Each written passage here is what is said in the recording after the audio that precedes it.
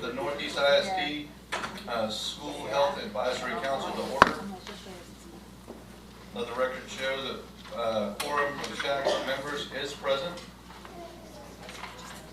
This meeting is in compliance with Section 28.004 of the Texas Education Code and board policy. The council's meeting today will address only the topics on the agenda. No other topics will be discussed during the meeting. SHAC meetings are open to the public. Guests wishing to address the SHAC may do so by emailing the SHAC committee at shac@neisd.net. Any person that causes disruption during the meeting will be asked to leave. Thank you for your cooperation.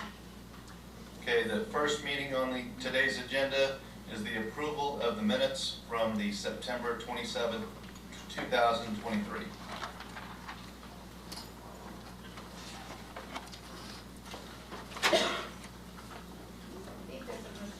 Oh, I'm sorry.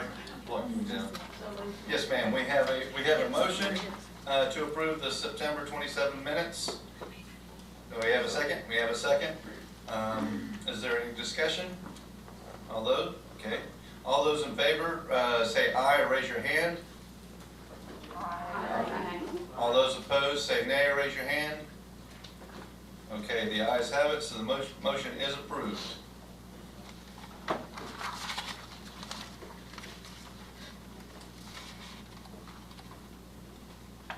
Okay, I am going to go ahead and rearrange the next committee or the next item on the agenda, just so we can make sure we have a quorum for the discussion and the vote. So I would like to go ahead and move the Chase recommendation and possible action for the 7th grade HSAE. Mr. Ben Elliott. Cool. You want to take it, Tony? No problem. I apologize about not warning you that I'm moving that around. So. Jim kind of works with that one. All right. Right. Ain't wrong though. I just think my computer up so I can navigate through it for this discussion.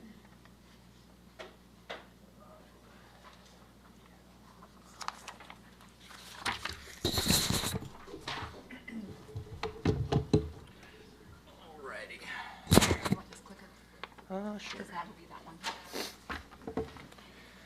All right, hello everybody. Thank y'all for coming today. Thanks for your attention. Similar to previous levels, we're here to recommend the Chase recommendation for the 7th grade curriculum, edited curriculum for HSAE. This one took a little bit of time to get through. There were more TEKs involved and a little bit more discussion on some of these lessons. So we're here to recommend the 7th grade HSAE curriculum materials. Just kind of some background, same as before. May 8th, 2023, choosing the best curriculum was recommended to the board and approved as the HSAE curriculum for middle school and high school, as well as the abuse and violence prevention curriculum. Board of Trustees did adopt our recommendation and brought choosing the best into our district under the, caveat that SHAC and Chase would propose edits that the board would have to come back and approve as well. We have previously approved high school and 6th grade curriculum. Some of those noteworthy changes, instead of having student guides, publisher-made student guides, PE and Health is going to make student-specific note-taking guides, NEISD teacher leader guides that will also be made by PE and Health, and then the digital teacher tools. As you'll see in our proposed edits, the yellow highlighted materials are what's edited. Strike through means it was publisher material that Chase suggested to remove. Green is added by PE and Health / Chase in order to meet TEKs.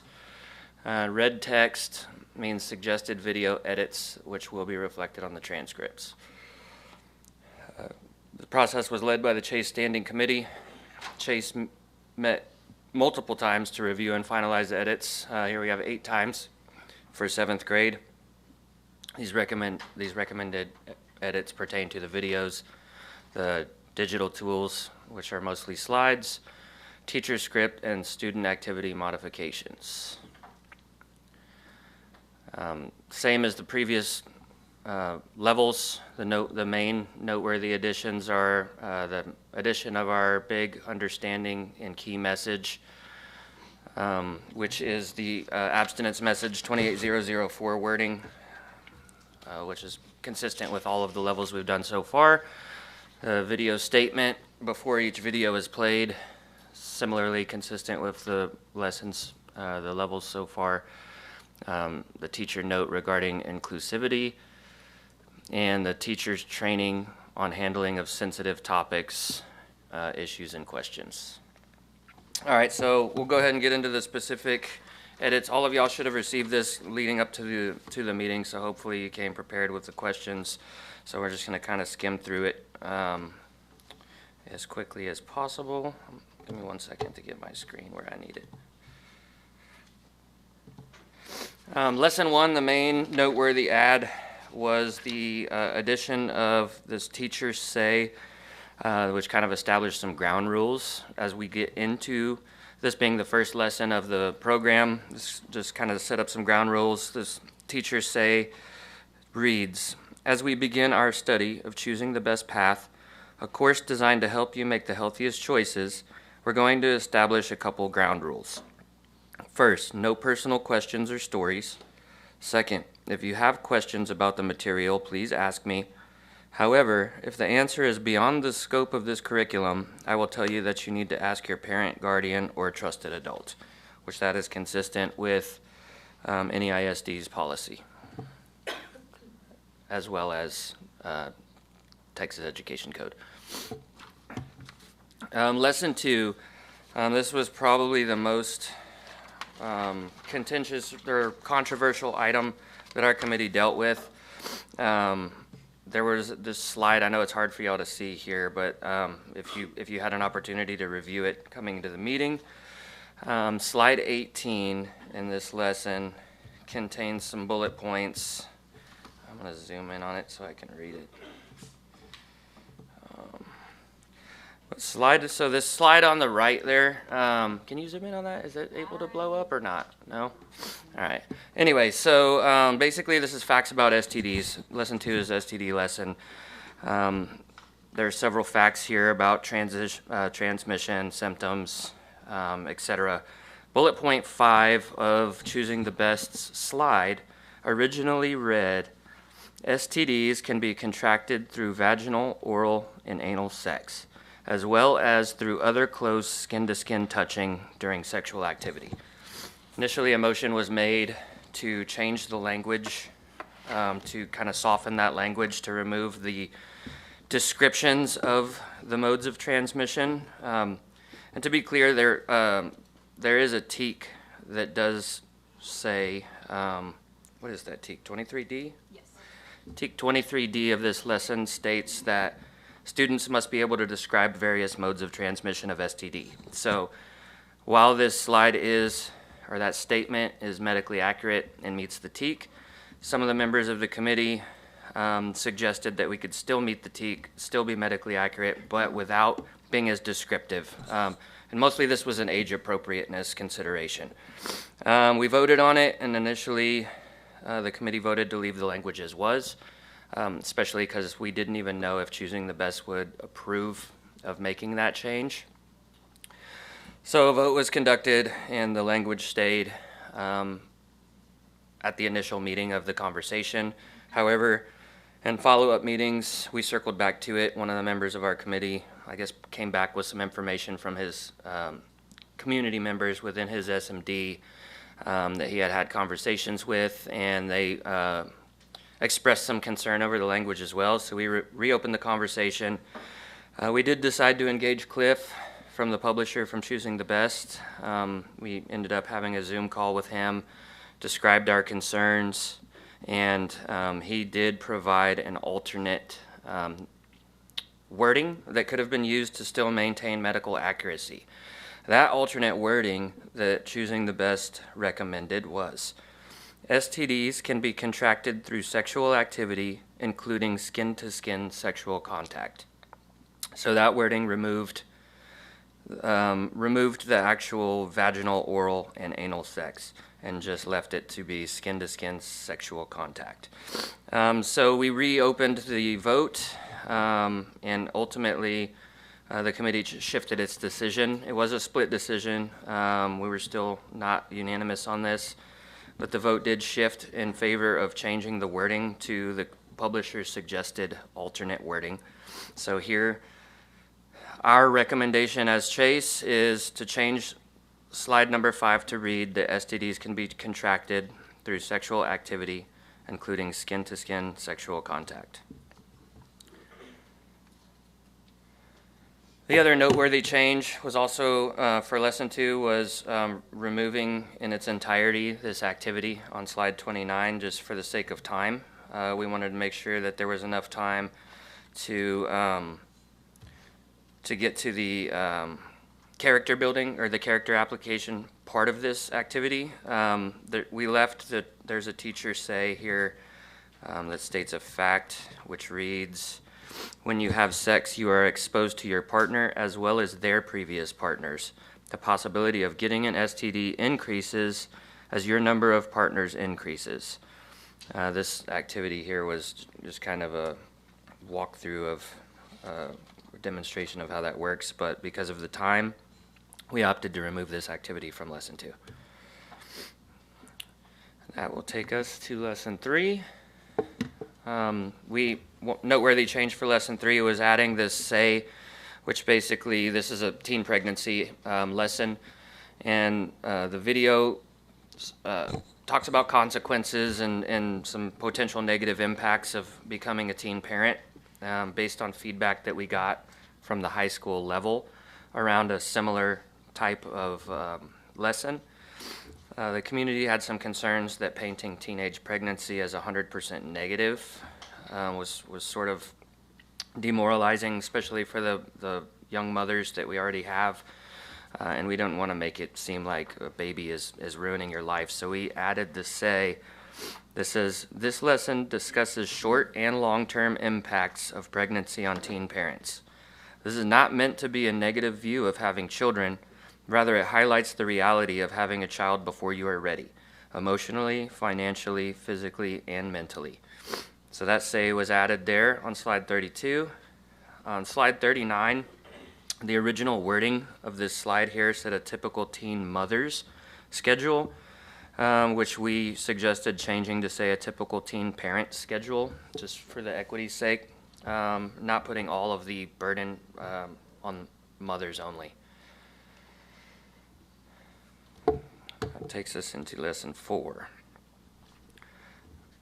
Slide 53, we removed bullet number 4 because it would require a separate permission slip. This bullet point here actually addressed some issues that would fall under violence prevention TEKs, which are, some of the violence prevention TEKs are opt-in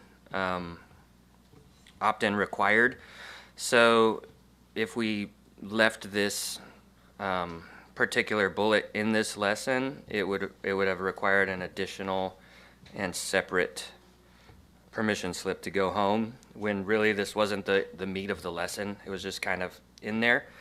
But that bullet, in case you haven't read it, it said, it was talking about inhibitions, sex, unplanned, and then bullet 4 was about alcohol, and it said, say any sexual penetration, teacher's note, this can be oral, vaginal, or anal, that occurs without the victim's consent is considered rape.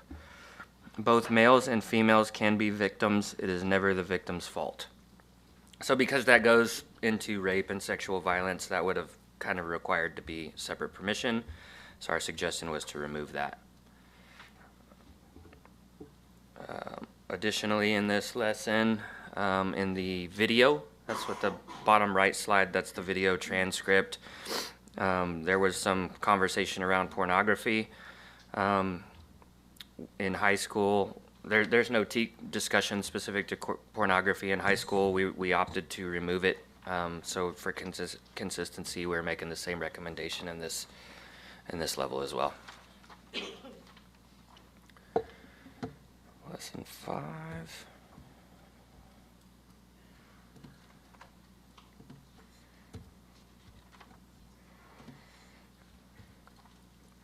On slide 60, we removed the lines where students are asked to list at-risk sexual behaviors and added a teacher's note. So this was a similar scenario where this lesson was asking the students to describe what at-risk sexual behaviors are.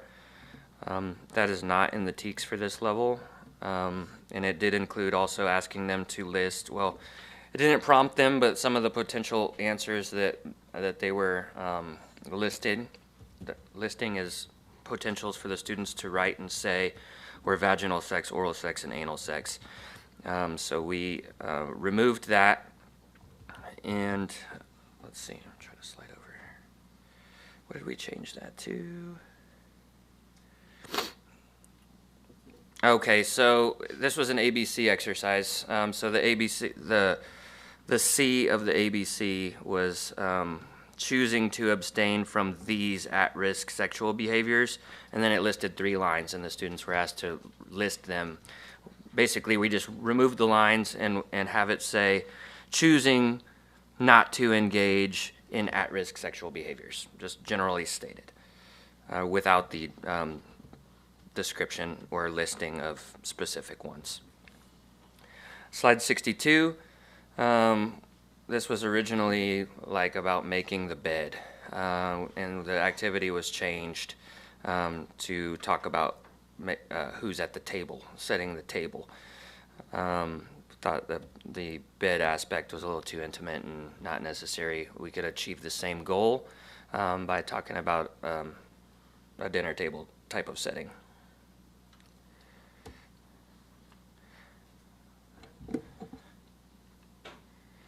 All right, lesson 6, slide 66. We added an additional say statement to preface the video.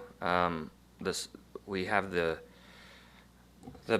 key understanding say that's at the beginning of every video and every lesson, but this particular video it was suggested that there was not enough emphasis. Let's see, what is this one? Is this? Sorry, I'm making sure I'm saying the right part here. Okay, so this one we added a statement because this is this lesson goes into talking about sexual violence. So we added sort of a warning here. It says not all teenagers are having sex. In fact, teens that are having sex are in the minority. But this video is featuring teens that are discussing having had sex, whether once or more, so that you can better understand the possible outcomes of sexual activity. This video discusses a sensitive topic, sexual violence. It is important to remember that sexual violence is never the victim's fault. And if at any point during this, a student, where's the rest of that? I feel like it's not all listed there.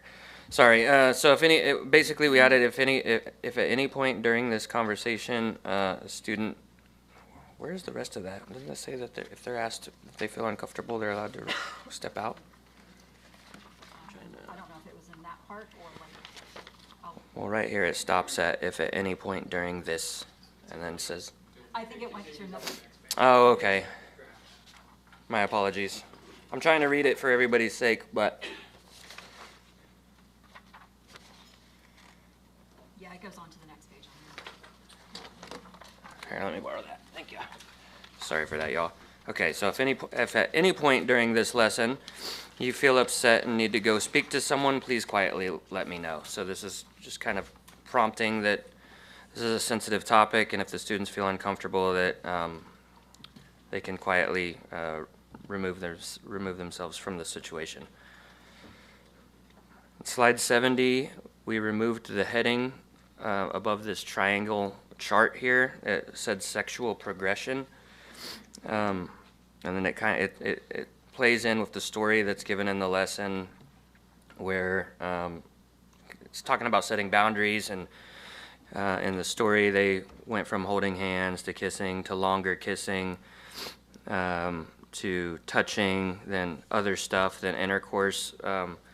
We had some discussion over this. We weren't unanimous. Some of us wanted to just remove the entire chart, feeling that it wasn't really necessary because the story already kind of went through that progression.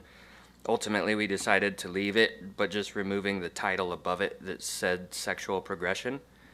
So that triangle with the words inside the triangle would remain, but the heading would be removed.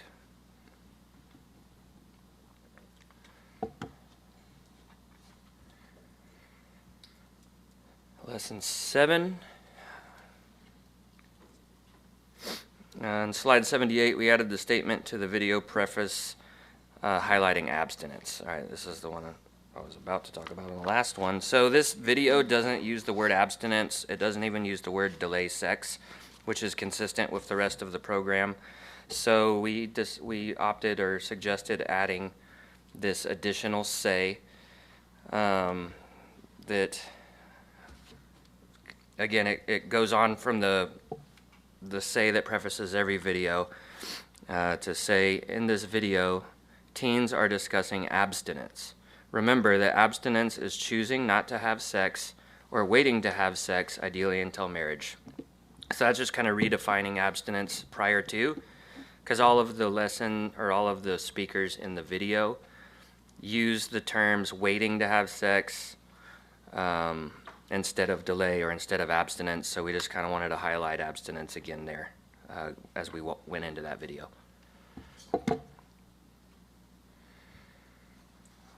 Lesson 8, slide 87, added a statement to the video preface highlighting abstinence since the wording's not used in the video. So that's on par with the last one. And then slide 93 through 94, we adjusted the role-playing activity so that students write out their responses rather than act out a scenario, which that's been consistent with the other levels and lessons that we've suggested so far, as kind of removing the role play type scenario and still giving them a method to fulfill the TEAC, show their understanding without the actual acting out aspect.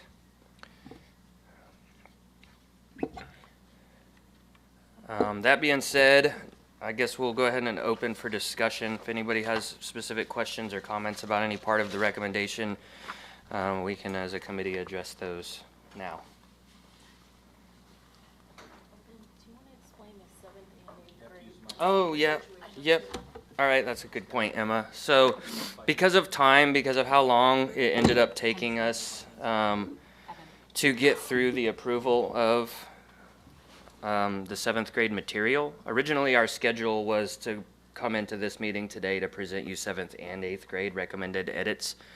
We didn't even get to 8th grade. We didn't even get close because some of these conversations spanned over several meetings. Lesson 2 spanned over 3.5 of our full meetings. So what was brought up was that since 7th and 8th grade have the same TEACs, and since this is the first year of this program being implemented, that we could use the 7th grade curriculum to teach 8th grade as well for this next coming semester. That way the district would be in compliance with offering the curriculum to both grade levels, and it would meet the TEACs for both grade levels. So we kind of put 8th grade on the back burner because we knew that we could be in compliance with the law by using the same curriculum for both levels. And then our plan is to, once we get through the approval of 7th grade, which will be, as you see here, is recommended to be implemented in both 7th and 8th grade in the spring of '24. Then we will go on to work on approving the elementary school maturation, and then finally circling back to 8th grade so that we could have that ready for the '24-25 school year. That being said, is there any discussion? If you have a question, just make sure you have a mic first. Is it on? It's on. In that page 18, in like lesson two? lesson A, it's like slide 10. Okay. Let me And get like to it. a little bit before then. I was reading through here and it talks about the menstruation, and it says that this causes a female to bleed for a time frame of approximately 3 to 5 days. That is not actually a factual, true statement because it's approximately 2 to 7 days if you look on NIH, Mayo Clinic, Johns Hopkins, all of the major. And I feel like if we say 3 to 5, we're kind of telling some of the female population, you may not be normal, but 2 days is normal, 7 days is normal, 8 days is normal, 9 days is normal. And I think having that 3 to 5 is cutting off.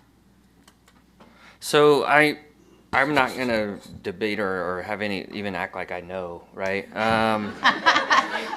Maybe a good part on it.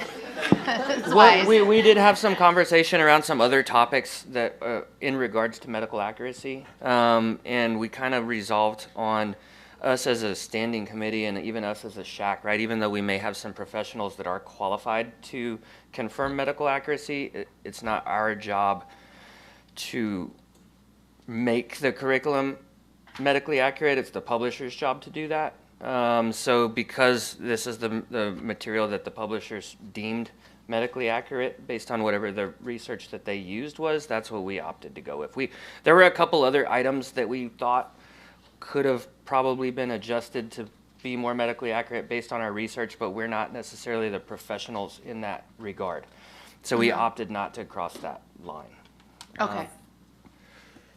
Does I anybody might else wanna add to recommend that or- you just bring it up to them to maybe their Sure. next version is a little more medically accurate, just so that, I mean, hello. Fair enough. Does anyone in our Exactly. committee have anything to add to that, or? Oh, not me, don't look at me. I'm looking right at you, Sean, yeah. It is, and it was the same wording in 6th and high school. I figured it must have been, but there's a lot of words to read. On page 20, you have some misspelling of epididymis throughout that whole thing. I think you should just spell it right. Like, I think the teacher's part is right, but then the slide is wrong. Well, online it says it is the EPIDIDYMIS, but then the slide photo, so I looked up online and it is correct to what the teacher says, but then the slide that has the picture is putting the Y. Oh, I see. That flops where the an Y on the I- I. Yeah, yeah.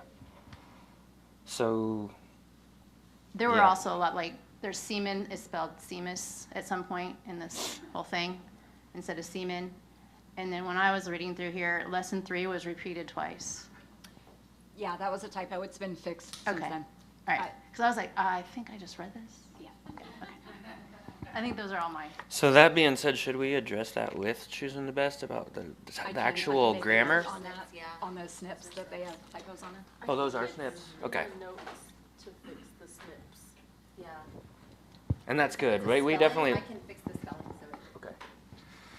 Any others? Any other conversation? Here, sorry. That was easy. I guess that being said, I will make the motion that the SHAC, I'll make the motion for SHAC to approve the Chase recommended edits for the 7th grade choosing the best curriculum. All right, a motion has been made. Do we have a second? We have a second. Any discussion? All right. All those in favor, say aye and raise your hand. How are we gonna do it? It's gotta be paper. Okay, that's right. We have to record it. If I could go ahead and get Mitch.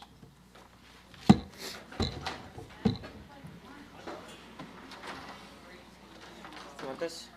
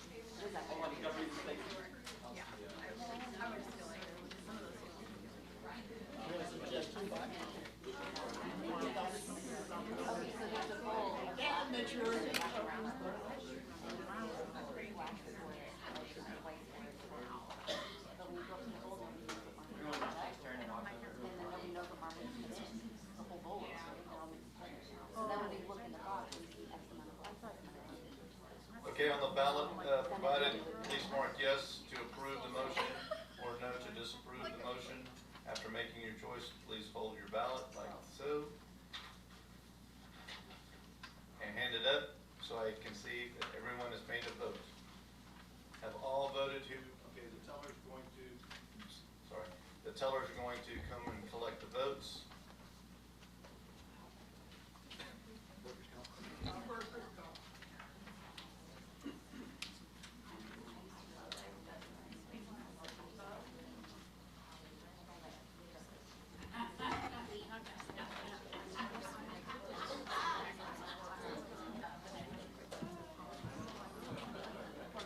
Okay, have all voted who wish to do so?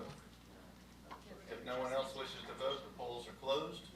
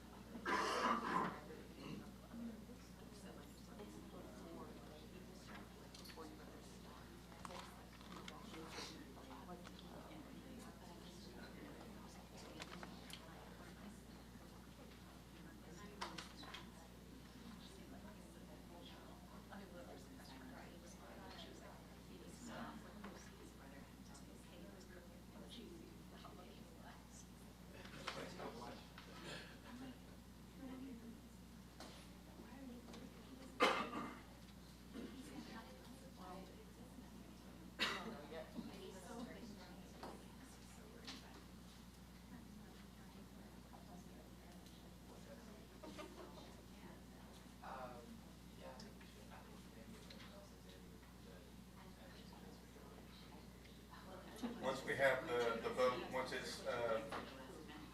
the vote is determined, we're going to move to the standing committee reports.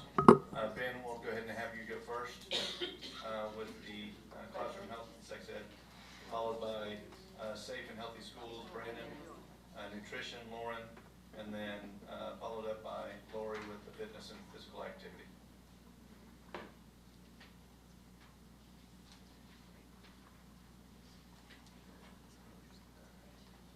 Tony, you want to go ahead and start now? Yeah. Okay.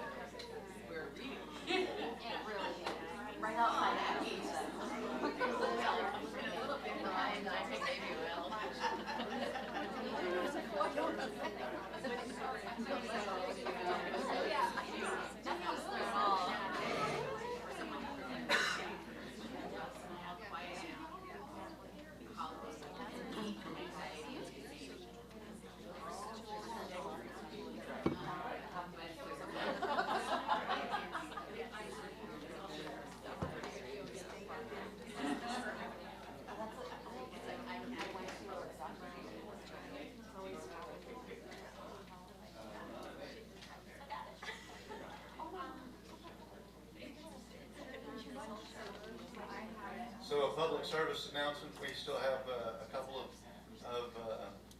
NEISD football teams that are in the playoffs.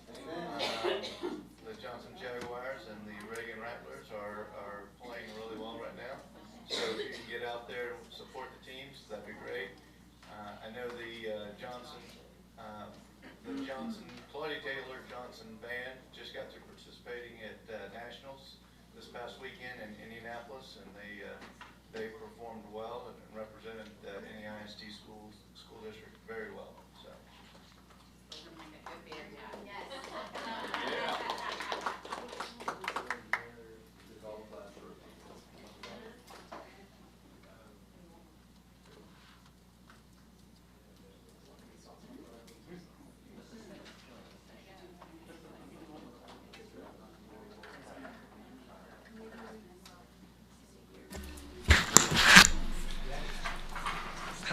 How do I address you? I never asked. Mr. Kamen, Mr. President? Okay. Chairperson, okay. Chairperson, with the motion regarding the 7th grade HSAE, we had 31 votes cast, 16 are necessary for adoption, 27 A or I, 2 no, and 0 illegal votes.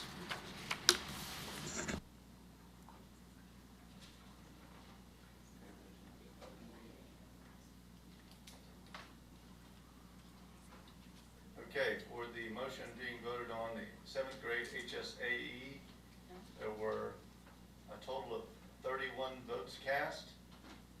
There were 16 to be passed or rejected. Those in favor were 27 for aye to pass it. Those opposed were 2, and so there were no illegal votes, and so Excuse me, Tony, that doesn't work. Those numbers don't work. 27 and 2 makes 29. If there were 31 votes cast, the number needs to total 31. Abstention doesn't count as a vote cast. So we need to take those out of that total votes cast if they abstained. Granted,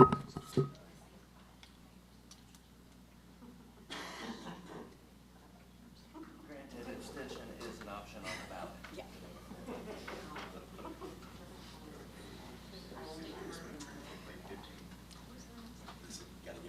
Gotta get it right. That's right. all right, so for the motion being voted on, the 7th grade HSAE, there were 29 votes cast. 15 are needed to pass. Those in favor for aye was 27. Those opposed, nay or no for 2. There was 2 abstentions and 0 illegal votes.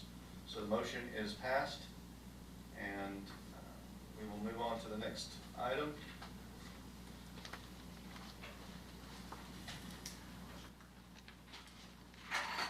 Is the standing committees. Updates. Classroom Health and Sex Ed just presented the 7th grade curriculum, and SHAC approved it. The only thing really, I guess, moving forward, as I mentioned at the end of my presentation, was that our next step is to approve the elementary school maturation lessons so that those can get into school first spring of 2024, and then we will circle back to approve choosing the best 8th grade so that it could be ready for the 24-25 school year. That's it. Yes. Hi, Ben. I was reading in the guidance we got for this meeting to read the notes and read the preparation. I was reading that, and it looked like something happened in the last few meetings where some of the committee members' personal information was shared with trustees and with the public, and some people were getting harassed. Could you please kind of report back on that to the broader committee so we can all be aware? Yes. So there was a perception of personal information that was leaked to the community. So we don't know source or why or how, but there were some of us in the committee that did speak to our trustees about some of the issues. I don't believe that our trustees would have shared that information to a broader community, but that's not for me to answer for them. But I was one of the people that spoke to my trustee and told them how a vote went, how a meeting went, and some of the information, and how we went about it as a committee. There were 3 members, I guess, originally that were contacted by an unknown person, and via text message or emails. I don't know if anyone else wants to elaborate more. I know what was discussed in the meetings. What was that? But yeah, I mean, there was a perception of confidential information, I guess, being leaked. There was several discussions around what is or isn't confidential information.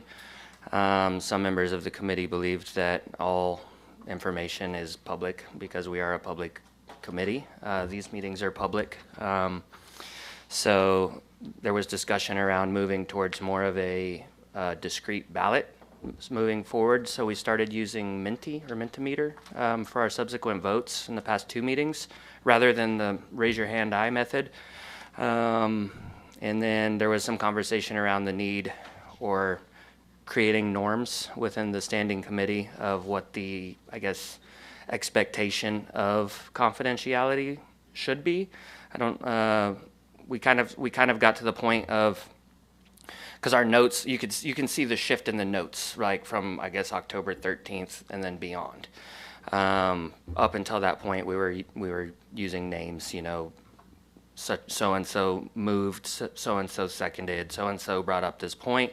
One of the conversations we had was in our notes moving forward, making it say a member, suggested this, or a member brought this up, to where our notes are more vague, because we don't know what the ultimate source of the harassment was or the source of the information that led to that harassment, but we do know that people did get harassed. Yeah, I'd like to just add on to that. I mean, the idea, and I'm an old person from the standpoint of I've been on the SHAC for quite some time, or I guess not say old, seasoned. When I first started, we had signed as part of SHAC a confidentiality agreement that has been done away from the standpoint, but I was still under the impression that what was said within the standing committees should be kept within the standing committees, other than what we were going to report as part of the standing committees. And I still believe that should be the process. Within our committee, within the Chase committee, standing committee, we discussed that, and so we basically just backed off and said, okay, we're not going to, as Ben said, we're not going to publish anybody's name. We're just going to say a certain standing committee brought this up. But I do think that there should be a level of professionalism, a level of accountability to each other within each standing committee, so that I have no problems having a discussion with our trustee as to some of the discussions, but at no point in time should anybody's name be brought up as to so-and-so said this or so-and-so said that, as well as how the vote went within the standing committee on whatever the vote it could be. And so from a leadership standpoint, I take that's probably my fault, and so I take onus on that, and so I apologize to everybody because that was not my intent.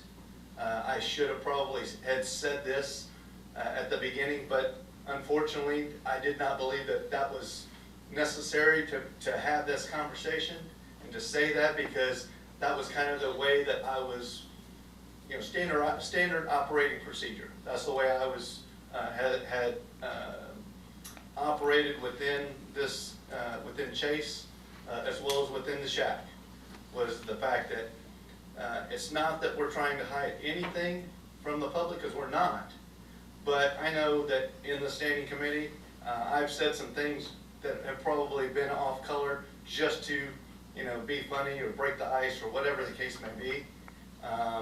And fortunately, thank you so much, Diane, for not putting it. I mean, Bonnie, thank you for not putting it in the minutes, because I would be very embarrassed, and you know, if it was in the minutes. And so, from that standpoint, like I said, we have to move forward and understand that within the standing committee, you know, discussions can be had, people can be frank with each other, but also should have a level of comfortability that what I said, you know, about a certain particular topic does not need to go out for public consumption. Does that make sense? Thank you. Respond to that. I think, you know, what you said about your experience as a veteran, also as a relatively new person on the committee, this is my second year.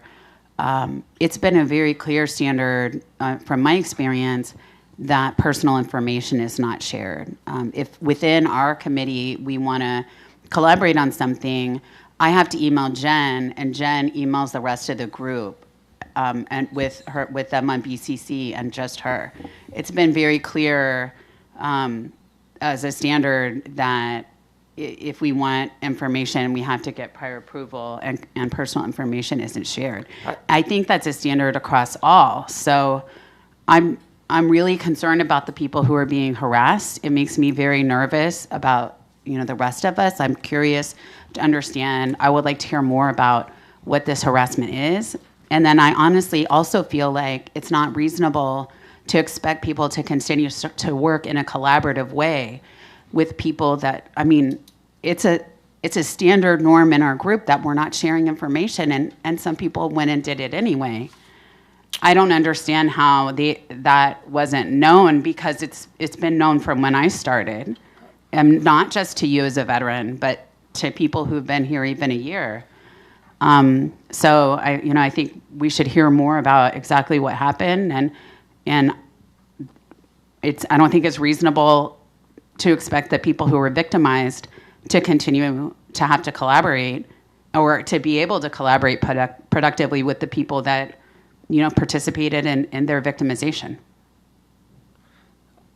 I mean, I'm happy to hear other people's thoughts. I'm curious if, and again, I don't want to speak for anyone else, but it is not my understanding that people's personal contact information was shared that was not already previously either public or had. I think the concern was that the results of a hand raise, yay or nay vote was what was shared, not somebody's phone number or email. Whatever the source of the contact was, the people I think already had their contact information, is the way I understand it. Can I jump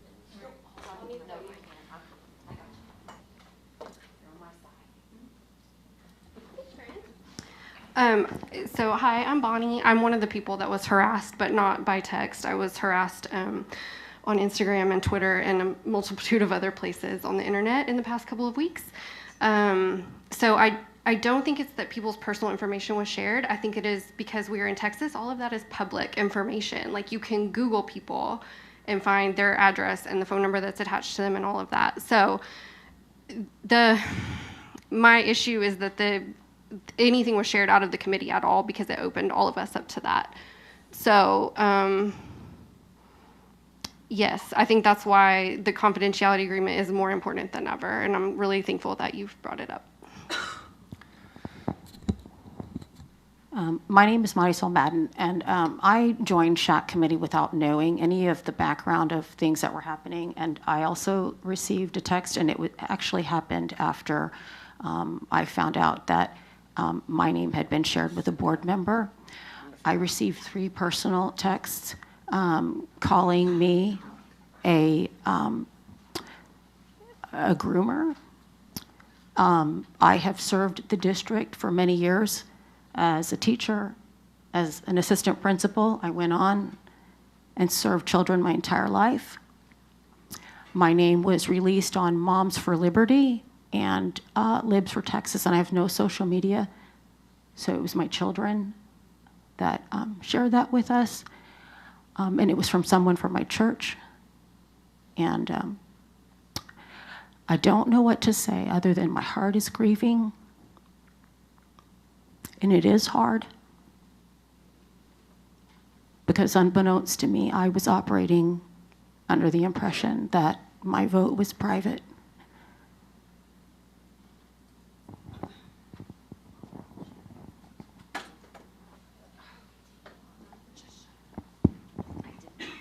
Well, if we're all sharing and confessing, I was the first one that got approached from one of my church members. They did not know what the vote was. They just knew that I sat on the committee and did a veiled threat whether I should still be on staff at the church, depending upon however I voted. Right, so to my knowledge is conversations happened, but the vote, in my case, the specific vote was not shared.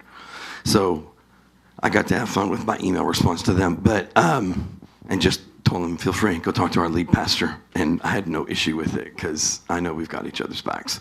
Where I work, like, I had no problem with how I voted, and it wasn't a problem. I got the same words used against me. So it did happen several times. I think part of this is what we're discussing. We're just going to catch it. I think part of this is it is a public information state. But I operated underneath the same impression. I get we've got to talk to our trustees. I get we've got to talk to each other. But I think at the same point in time, too, we've got to respect each other, too. And so that's all I have to say. So to the original point that you asked, too, and as it pertains to our notes, that was one of the conversations as part of the resolution we had is this committee's classroom health and sex ed in particular, when we, I guess, reformed or when the SHAC kind of reorganized last year, I think that's when you came on, that's when I came on, within our standing committee, we elected to make our notes public. That's not a requirement of the standing committee. That's not part of SHAC bylaws. This committee voted specifically to publish our notes so that the public could see them in order to provide transparency to the public, because the standing committee meetings are closed meetings. These are open, but the standing committee work sessions are not. Last year, we all decided cumulative together that and it was unanimously decided that we were going to publish our notes for the public because we wanted to provide the public with transparency. I do know that our votes were pretty specific to a point up until a few weeks ago, to the point where, you know, Ben motioned, Diana seconded, there was a vote, the vote was this number. I think in the instance that we're talking about, it said 2 names and the vote was 7-3. So that opened the door for a heavy amount of inference to be made in public notes. So we did decide to, you know, that's why we talked about not putting names in our notes moving forward and being a little bit more vague with the information we put out, because we wanted to give the public that level of transparency. Because me coming into the SHAC, I know that one complaint that I heard from parents that I even shared was that these meetings were not, that they were closed, and there was like a, I guess a, why is it secret? What are you trying to hide type of thing? And especially with recommending and adopting a new sex ed curriculum, which is a very contentious, controversial topic in general, we wanted as a committee to provide as much transparency into that process to the public as possible. So that's how the notes and the specificity got started. I think because of what happened, we just have to back up from that. So.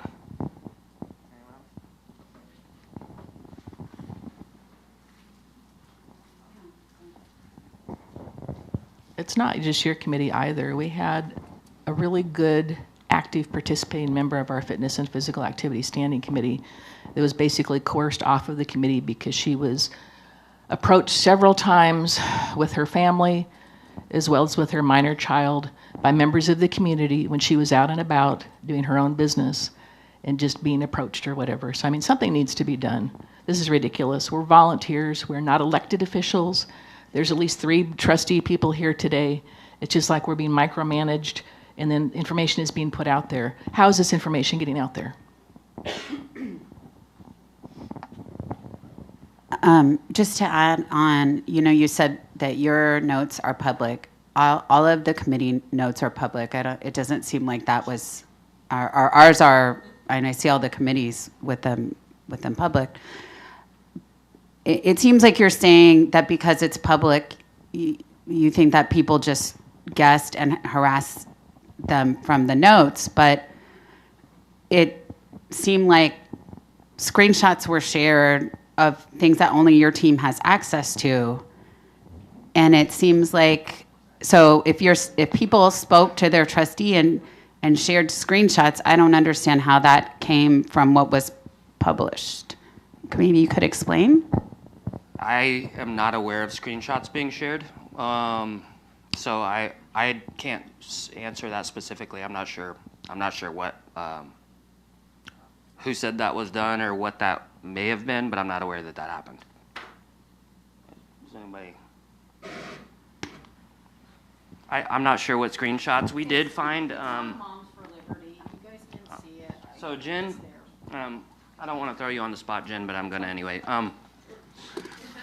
So I warned her at least. So screenshots being shared. There was a phantom email address in our Google Drives, I think. Is that right, or did y'all figure that out? There was a investigation. So if we're referring to the screenshot that was on Libs of TikTok, which looked like the Chase member list. So hard to prove exactly. It did in the screenshot look like it was sitting in a Google Drive because you could see the Google icon on the top right. But we also know that it was open records requested by 2 people. And so can't prove that that person didn't put it into their own Google Drive and then take a picture of it, share it that way, right? But in the process of that and doing a lot of double checking security on everything, we did find a name that didn't belong in actually 2 folders. One of them being Chase, and our technology people launched an investigation that went all the way up to Google for help. And what we found out was we had a member, unbeknownst to them, that had been hacked, I guess, for lack of a better word. And there was a secondary email address attached to that person's email. So when I shared with that person who it was supposed to be shared with, this phantom that they didn't know was attached into their account also then had access. And so that has since been cleaned up. And we contacted that member and said, this email address that you gave us, we've removed. We can't use that email address anymore. And just so you know, it's probably been compromised. And so we did find that out. So could it have been that person? So it could have been either an open records request or this phantom person that was somehow in there.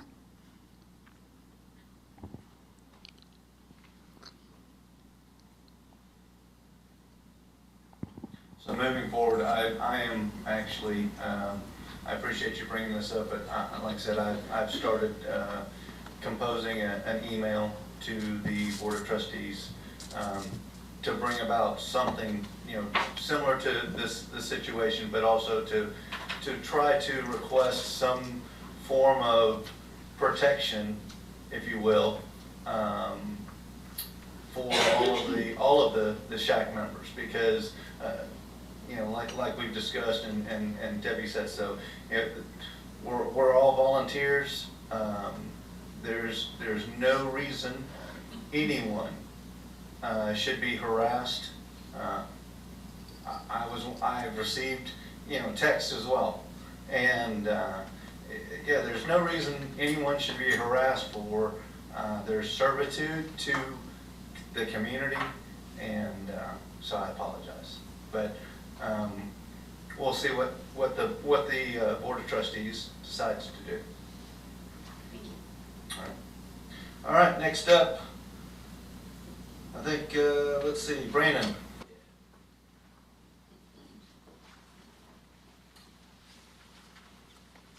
All right, for safe and healthy schools, we've been tasked with House Bill 3908. This is referred to as Tucker's Law. And what this is our state legislature is promoting fentanyl awareness within our communities now. So there is a new rule with this law now that all the schools in Texas from 6th through 12th grades will get annual instruction on fentanyl awareness. And so there's 4 different bullet points that they've listed there that we need to be compliant with, and this is starting next year.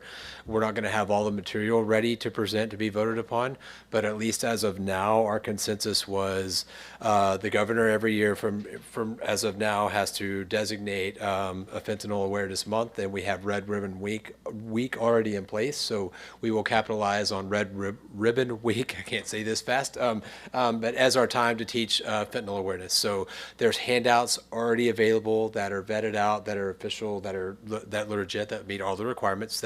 So we're going to vet out different handouts that are already existing, so this will be cheap. It won't take a lot of training for our teachers and a lot of extra work, but this could be something that they have protected time during that week of Red Ribbon Week every day, almost like they would get for their classroom announcements, but they can have protected time each day where the teacher will read a handout to the kids to go over this material. They can take this home.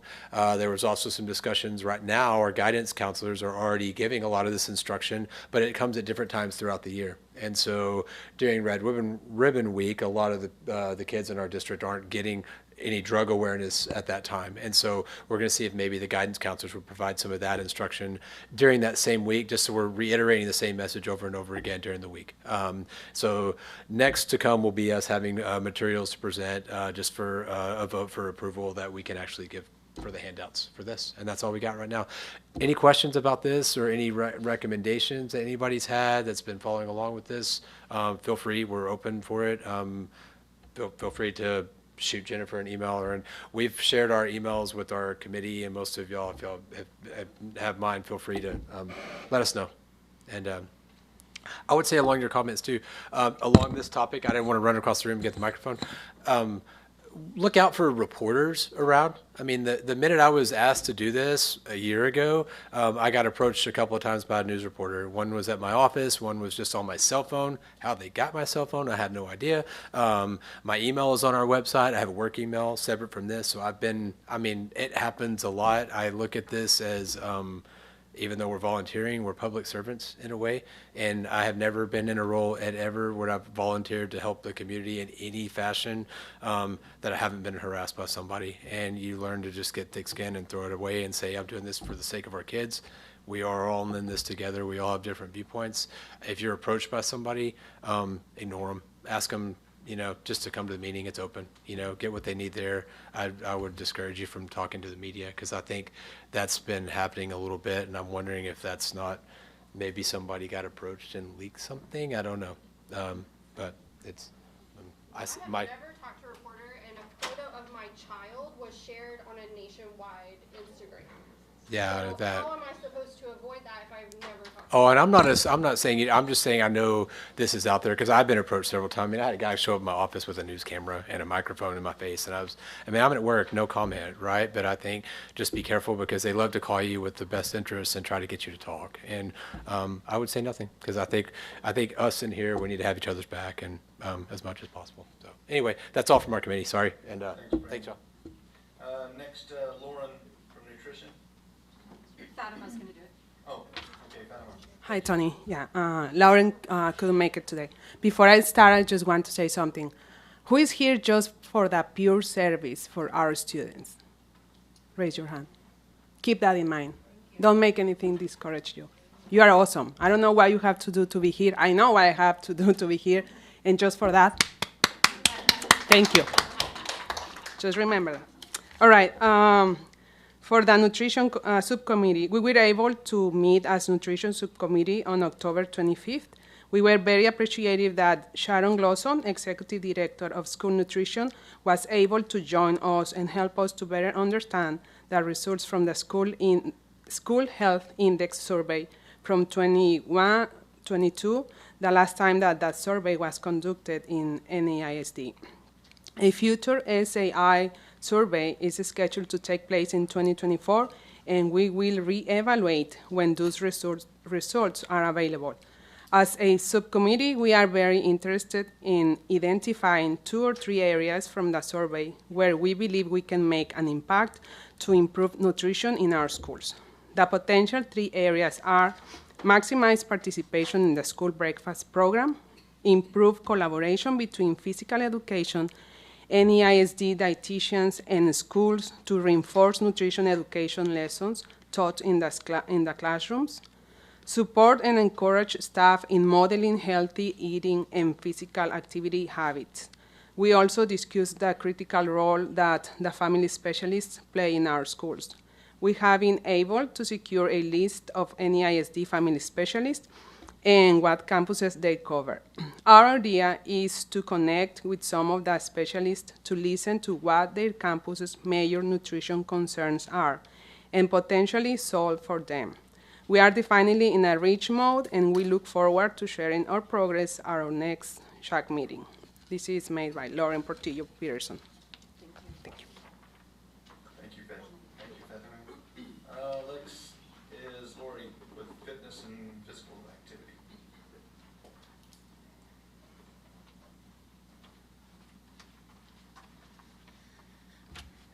I'll make this brief. So as we are a committee working towards making some updates to the wellness plan and trying to increase recess time, particularly for our elementary age kids, we had a couple of questions that we wanted to pose to the district and how the minutes in the day were made up, how they decided to break those minutes up. And so we had a Zoom meeting last week with April Muski. She's the new executive director for elementary curriculum and instruction for the district. Very helpful. We have also decided that we are going to send out a survey that we hope principals will be diligent in answering some very easy little questions on if do you currently have extra recess? And if you do, how did you make that happen? If you don't, would you want to? What are some of the things that stand in your way of not being able to do that? Again, as we try to work towards being able to make a recommendation of some extra recess time. Lori, if I can clarify, we're going to ask if we can send that survey once we get it together. Yes, I should have said that. We're going to ask for permission, not forgiveness. Thank you. Jen, do you want to go ahead and do the Texas Time Community Challenge? Sure. Let me get to this microphone where it's a little easier. I'll make this super fast. So it's on your tables. There's a little flyer. And I just made that go away, didn't I? Here we go. I got it. Just so that you know, we're returning champions for the metro area. So this is a little important to me, right? Like I like to win, still have that coach in me. But we were the Metro School District winner, and our points were so high that we actually helped San Antonio for the first time ever be the city winner. And so that was us getting our award from the mayor. And what this is, it's a free health challenge that starts in January. So we always ask our SHAC if you all would support us. If you would join in, you can register on that app. And all you do is you just track some of your healthy habits, like drinking water, doing exercise, and it doesn't have to be very vigorous. You can just walk and log that. So it's just logging some of those healthy habits that you have, and then those points will go towards our school district if you set it up that way, or it can go to a business. Your business may be involved. There's prizes throughout the weeks. And then we kind of made a sub-challenge with this, and so this is what you might want to listen to, especially if you have kids in the schools. We challenged the schools, and as a PE department, we donated PE equipment to the top elementary, middle, and high school campus that had the most points. So if you would like to help get some new PE equipment, or it could be used for recess in the elementaries, right? For your campuses, get people to join and get those points going to your campus, your child's school. So we just encourage you to join us. You can take that flyer with you. It's English on one side, Spanish on the other. Give it to somebody else and have them keep passing it on. Get somebody to join, and it starts in January, and you will see some reminders coming from me. That's it, Tony. Thanks. Thank you very much. Okay, last and not least, I'm going to try and get this done in a couple of minutes. Jen, do you mind helping me out? Gotcha. So the presentation on standing committees and the process to submit the SHAC bylaw review. What I am going to do is we're going to go back to the standing committees. So each of the standing committees, we would like for you to review the bylaws and then make whatever notes to the bylaws with either strike-throughs and then highlighting whatever changes you believe those changes need to be, and then the head of or the committee chairs for each of the standing committees will then get back with me and the executive committee, and then from that we will compile any changes or additions or revisions that need to be made so that we can then incorporate them, come back as a full SHAC, and actually vote on how the wording may need to be. If for example, and I'm going to use this example, Jen, so just bear with me. If the Chase Committee makes a comment about how good-looking the SHAC chairman, Tony Kamen, is with his hat, but then the Safe and Healthy Schools says, yes, Mr. Kamen is very good looking, but he needs to alternate his hats to support all of the SHAC committees. So there's two different, versions or additions that may be needed in the bylaws, and I'm not just saying that's being ridiculous, but trying to give an example. Then as a full SHAC, you can just choose that, yes, Mr. Kamen is very good looking, very humble, and that's the reason why we're going to put it in the bylaws. So, does everybody understand kind of where we're going with that from each of the standing committees is responsible so that then when we meet as an executive committee, we have any revisions, changes, or alterations that need to be made. And I'll drop these directions into each standing committee folder so that everybody can have access to them. All right. With that, it is 1:30 and let's see how we get back to it. It is 1:30. The SHAC committee is adjourned. There's not any more time for the standing committees to meet. So I appreciate everybody's attendance. Thank you very much for working hard. Keep remembering that we are here for the children, and let's make it a great day. Thank you.